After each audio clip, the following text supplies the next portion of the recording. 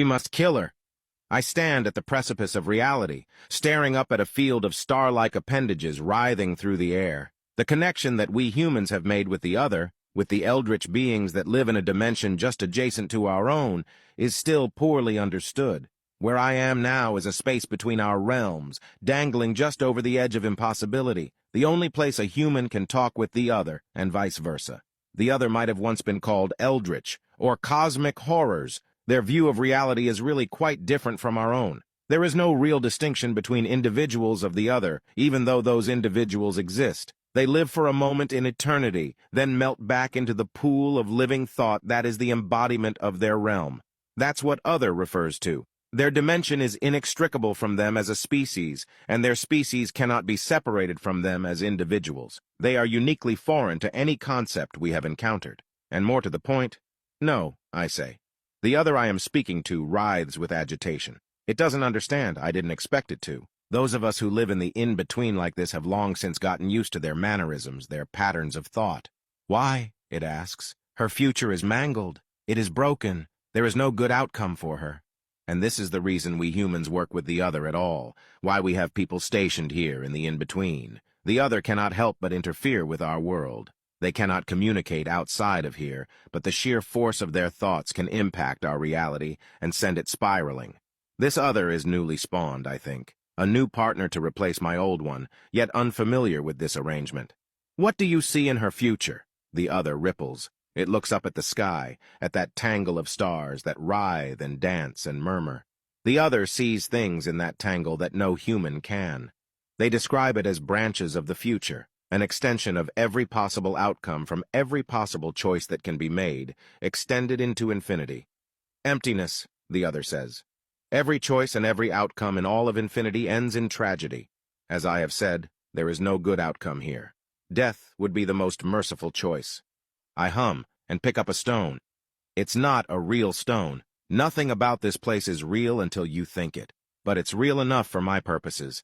I send it skipping along the floor, watching it dance across the void until it eventually fades into nothing. Look again, I say. There is no point. The other sounds confused. All futures are fixed infinities. Do it anyway. This is one of their blind spots. Every new other has to learn this at some point. They never believe it until they see it for themselves. How? It asks, staring up at the sky. I glance up too. It's hard for humans to see it ourselves. We can't see what's in the branches, not like the other can. But I can still see the way an entire infinity begins to wither and die, and a new one begins to grow in its place. A fresh set of choices, a fresh set of outcomes. Humans can't see the future, I say. You cannot? The other ripples, distressed. But there must be so much uncertainty. How do you choose what to do if you cannot see the outcome? I laugh a little. We just do, I say. We don't have to know what happens. We make educated guesses and try our best to line things up so it all works out. We mitigate problems when they arise, and then we learn from them. But you do not know, the other persists, agitated. That's true, I suppose, I say. I lean back into the empty air, feeling the warmth of non-reality conform and coalesce into something nice and comfy that supports my back. There are many perks to having this job.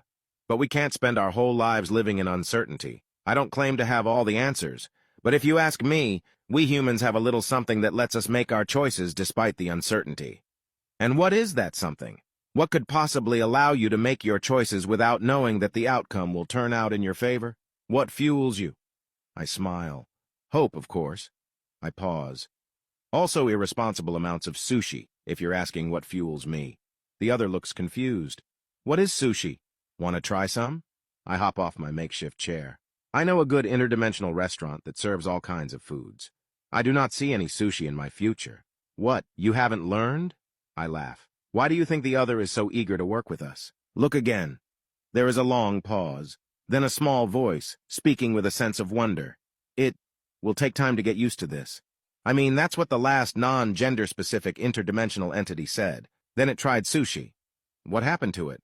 Last I heard, once it finished its coalescence and could mostly live as a human, it went to retire in Hawaii. It didn't actually like the sushi, to be clear, which is a pity because sushi is great.